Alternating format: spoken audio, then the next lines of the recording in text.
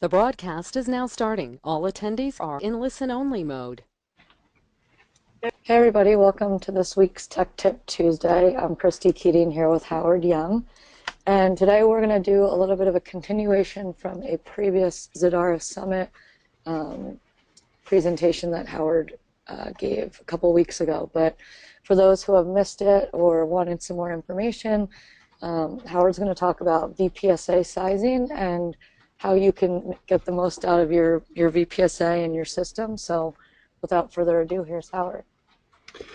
Well, hello everyone, and today's Tech Tip Tuesday is a rerun or a repeat from our Zadara Summit. And if you missed the technical track where I gave you this presentation, this is what we showed regarding the VPSA sizing. Now, I did a condensed version here, and we'll just get right to the point. What Zadara provides is software-defined storage, so you can define the number of cores, the number of drives, the type of drives, and the size of the engine, and everything that goes into building out a storage array. So, to get the best performance out of for your VPSA, what we want to do is look at requirements, drives, hybrid drives, that your durability and the engine size, and these are going to be the five priorities or five parameters that you want to look at as far as building a VPSA. And once you build up a VPSA, you can't get it wrong because it's we can rebuild it at any point in time, migrate data transparently. So, but this will give you some pointers on what you want to build out. So if you look at the number of combinations, this is really when it comes down to any software-defined networking, software-defined storage. It's always going to be some combination of drives and cores and everything. And I haven't really calculated this out. I probably will one of these days. But basically, it's a lot of ways you can configure your VPSA. And so what we want to do is look at some of the best ways to configure the VPSA. Now, for storage requirements, we always want to look at what you want to do with your VPSA, and we always talk in an initial engagement with customers. We always look at the basic requirements: how much storage do you need, the growth rate, performance, your security, any type of connectivity issues or requirements that you have. Are you going to do block? Are you going to do file? Or you can do object, of course, is another option that we have on premise. So, if you're just doing like a small 10 gig requirement here, we'd probably recommend using a different type of storage, simply because you get better performance and better response for the price what you pay for, and as far as the growth rate goes, we have an excellent way to grow the storage, and same thing with the performance itself. So one of the first things we need to look at is the drive requirements. So we currently offer three types of drives in the cloud. So we have SAS, SATA, and SSD. And these are the measurements in terms of IOPS for random 4K file system read-writes. And as you can see, the SATA drives, if you're the middle line here, in the RAID 1 configuration is roughly 800 IOPS for read and about 1300 for the writes. Now, if you make that into a hybrid configuration with our cache, you jump up to roughly 25K IOPS and about 9-10K for write. So this is all done with using Docker. So by the way, next week we'll look at some Docker use cases. This will be the third presentation that we did at the Zadara Summit, and we'll go over some Docker use cases. And this is right directly in the array. So this is going to be the best case. And it sort of approaches a 10 gig or a 20 gig link if you do it on premise, and if you have like a 10 gig provisioned EC2 instance, you'll get a little bit less simply because they don't really provision of 10 gig, the provision about a 1 gig, the 1.2 gigabits bidirectional. But this is going to be the best performance. Now this will scale out depending on the number of RAID groups you put into a pool. And so there's, for example, if a normal RAID group, if you look at again at the SATA drives here, you get about 205 megabits a second, which is pretty fast for these for the SATA. And if you put that from a RAID 1 into a RAID 10, this will scale out to 400. And then if you do 5 of them, for example, you can scale that to a gigabyte a second, and that's going to pretty much saturate a 10 gig link. If you need more performance than that, we can keep going up and add 40 gig links on premise. But with SATA, you do suffer some latency issues. You have to do a seek of the data on the drive itself. Takes some time, and the SAS are a little bit faster, almost about 25-30% faster. And if you look at our SSDs, they're just screaming here. They're microsecond type of latency.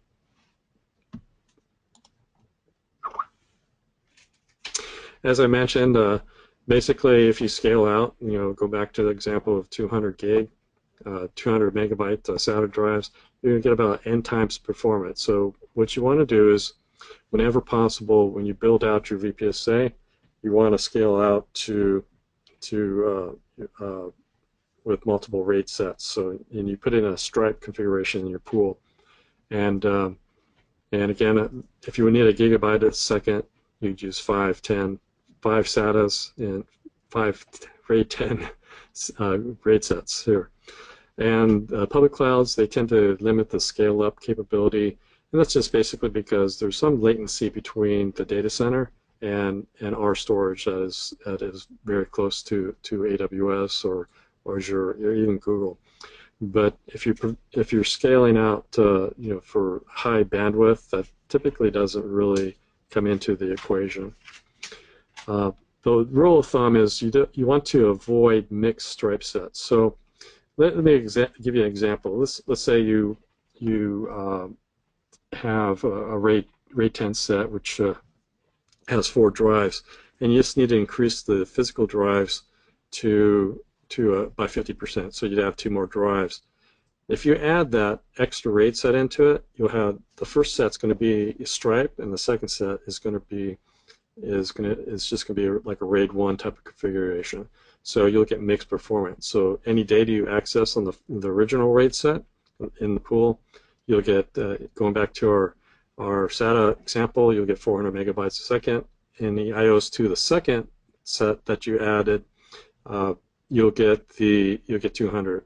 So if you need to go to 6 drives, what you would do then is you would add 6 drives as the complete set, build out three stripes there, so you get 600 total, and then you go ahead and migrate your volumes over to that. That way you'll get a boost in performance, increase in the amount of storage you have. So that's the best way to do it. And whenever you add drives, and you're not clear on how this works, make sure you get our operations team involved, and what they'll do is they'll give you the best way to do it. And if you need to expand the number of drives past what the VPSA has, we can do that too. So just ask if how to do it, and we'll accommodate the best way to do it for you.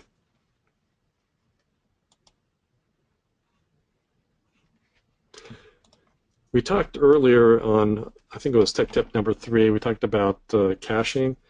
So what we have is a dynamic auto-turing solution, and basically it's just sets of RAID 1 cache drives or SSD drives that fit and run right in front of the RAID groups itself.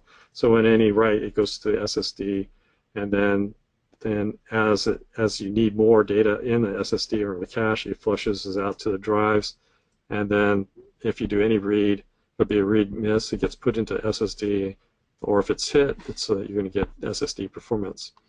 So what happens is over time, now these aren't striped, so they don't scale out directly, But over time, these RAID sets in your flash cache, they become randomized, and even though it's a random I/O at that point in time, they're mixed across multiple SSDs, so you get this scaling up type of performance.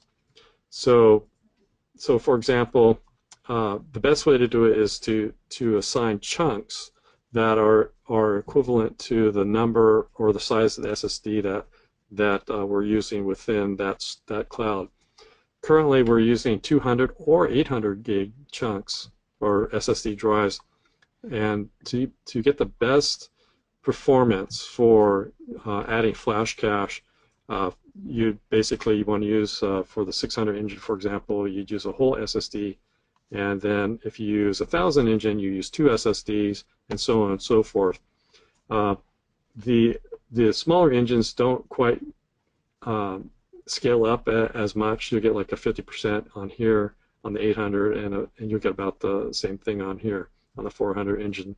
And of course, if you're using a 200 engine, you can't even extend that with additional cache, so you're sort of stuck at that point with just the base cache that you currently have. So what that gives you, a type of scale up, you can, with the largest engine, a 1600 engine with 4 cache segments or 4 SSDs assigned to your VPSA, you can get roughly 55,000 IOPS, and that's a pretty good performance just back with SSDs. And of course, you get 15, and these basically go up, roughly about 15 at a time. Now, if you look at the cost per gigabyte month, this example is just a 600 engine, 24 terabytes, just raw performance versus 24 terabytes with an 800 gig cache. Just the raw performance with those number of drives, you'll get roughly about 5K IOPS that are scaled out, and then if you go with the flash cache, you get with 800 gig cache, you can scale up and you get roughly about a total of 25, maybe 27K total IOPS. And the price differential is basically 30 cents more, 25 cents more here per month. You get a lot better performance. And at this scale out here or scale up, you can almost run a database on that. So you have to look at your performance because it's sort of random. It may be hit and miss, but you'll have 800 gig cache, and a database can pretty much, most databases can fit in there for the active data within an 800 gig cache. For the durability, these are some of the suggested or what we recommend for your durability to protect the data for your application. So if you're running any type of NAS, we could do RAID 6 for larger files, videos, and things like that. When you go to a smaller or a larger number of files, we recommend a RAID 10 with cache in some cases. And if you're using blocker file, or actually, blocker file, you can use RAID 5 or RAID 1. The RAID 5 is only available for the smaller drives, which is going to be SAS or SSDs, and that's going to be the same thing for SQL databases. These are the type of performances that you'll need to meet most databases. And of course, if you have something very large, going back to the last chart, you could try the extended cache or SATA. That will work sometimes. If you're planning to do any type of block and applying your own file system on top of our system or our block, what you want to do is pretty much stick to the RAID 1 or RAID 10. Anything it will work at this point as far as RAID 1 or RAID 10. If you happen to use a ZFS as a file system, you want to do the data section on SATA, and anything else, the metadata, you want to go in SSD or SAS, and you'll get better performance that way. And of course, analytics or any other type of store, these are the best cases. If you're running a Hadoop with a Hitachi or the Hadoop file system, just use the RAID 1+1 SATA, and that's equivalent to what they do already. Now, with the efficiency, there is some overhead. RAID 1+1, you're going to use 2 additional drives for copying over the data, and the best durability or efficiency we can provide is 25%, which is an A+2 stripe, RAID 10. So if we have enough storage nodes in our cloud, you can go up to a RAID 6 with A+2 striping, and that will give you the best efficiency for price per gigabyte.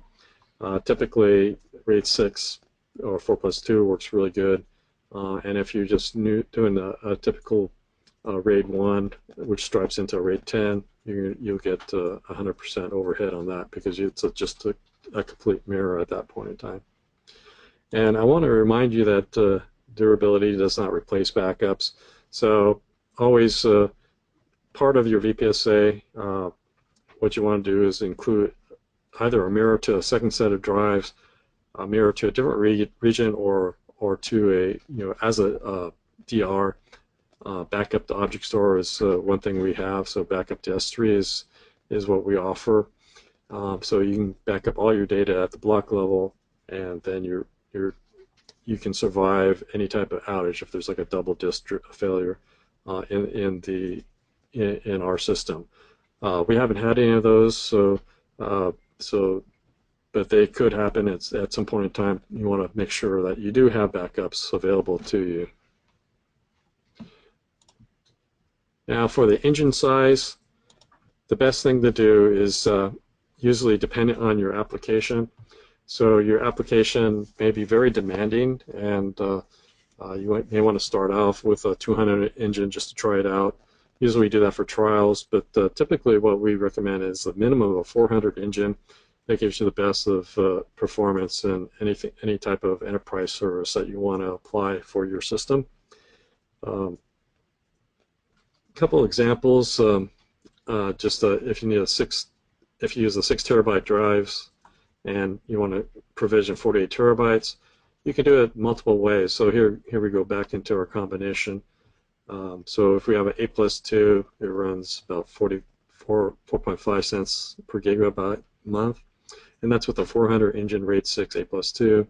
Another way you can configure that is with a 600 engine RAID 60. So that would be a 4+2 in that stripe. You'll get better performance but less durability, and it runs 6.7 cents per gigabyte hour or gigabyte month. And then if you use just a RAID 10, it goes up a little bit. So it's about 8 cents per gigabyte month. We always recommend that you have or create a VPSA with one CCS or Docker engine. It's free, it doesn't cost anything. Allows you to do any type of admin within the VPSA right at the controller or the engine level. And then if you need to expand for other applications, you can go into 2 or 3, up to 4 CPUs, depending on the type of application you want to put on there. Now, the smallest engine you want to use for block is basically the number of drives that are required for that. So one exception for the 200 engine, for block, that usually works pretty good because there's not a lot of file system going on. So if for a 200 engine, it works great. 400 engine, you can support up to 10 drives. 200 engine, 5 drives. So that's basically the rule of thumb of that. And of course, if you need any help on deciding what works best for your application, our operation team is there to work with you. Yes, and in case anyone's wondering, I put in the support email in the chat. So if anyone does have any specific questions when deploying their own VPSAs, of course Howard's available, but if you want to just reach out to the generic support team, you can do support@zadarastorage.com. Does anyone have any specific questions on today's presentation, or are we all set to wrap up? Okay, it doesn't look like we have any questions. Next week we're going to do another Docker presentation. Howard, I don't know if you want to tell them a little bit about that, or... Yes, the third presentation we did was for Docker and how to get really fast performance. So what we'll do is I'll go over some use cases, and then we'll bring Eric Donaldson online. He'll do a couple demos on the Docker product itself. And so if you missed that, we had a little technical difficulties at the summit. So we'll re-record that, and you'll see exactly what we're trying to do in the first place. So we had some network issue at that point. No problem. That sounds great. So we'll see you guys next time. And just FYI, a heads up, we will be taking a little bit of a break after next week, given the holidays and the new year. So we'll have next week on the 13th will be our last one for 2016, and we'll start back up sometime beginning or mid-January. Keep an eye out for your email. I'll keep you guys posted so that you know when to sign on. So thanks very much, and we'll hopefully see you guys next week. If not, have a great holiday.